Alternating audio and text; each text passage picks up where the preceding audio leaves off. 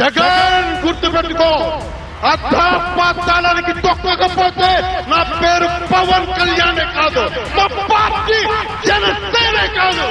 పవన్ అనేవాడు ఉంటే నేను సీఎం కాలేనని జగన్ టార్గెట్ పెట్టేసుకున్నాడు. ఈ జనసేన సైనికులకు ఒకటే చెప్తున్నానండి, ఎప్పుడైతే వెంద ఒక క్రిమినల్ ముఖ్యమంత్రి అయ్యాడో సూపర్ 6 పేరుతో అధికారంలోకి వచ్చారు.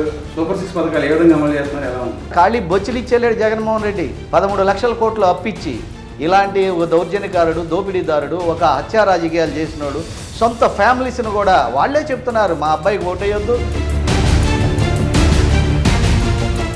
ఎన్డీఏ కూటమికి ఏదైతే ఉందో పరిపాలన మీద కాకుండా వైసీపీ అంతర్గతంగా పర్సనల్ లైఫ్లోకి ఎంటర్ అయ్యే పరిస్థితి ఏర్పడుతుంది కదా. మీరేమన్నారయ్యా నిన్న?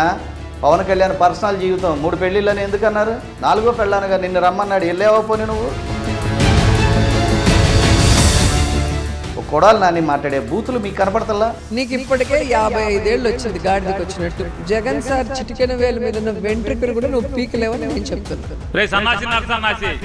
నాకు కొడాక నాలుగు చీలేస్తా మళ్ళీ.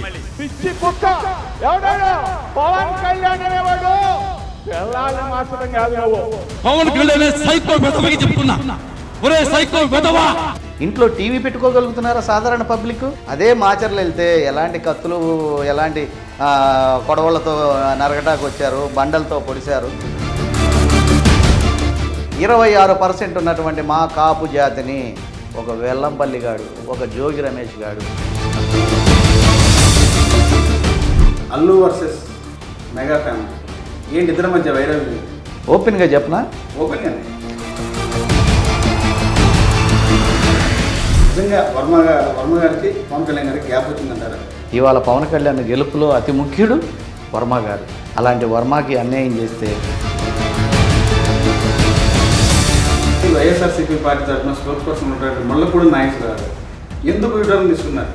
ఎందుకు ఒక హఠాత్తుగా పార్టీ మారాల్సి వచ్చింది? గౌరవనీయులైన జగన్మోహన్ రెడ్డి గారు పక్క నుండి చక్కగా మాట్లాడుతున్నారు, మంచి క్వశ్చన్ వేశారు. నేను చెప్తాను 1 by 1 మీడియా అనేది ఏ పార్టీకి అదే నేను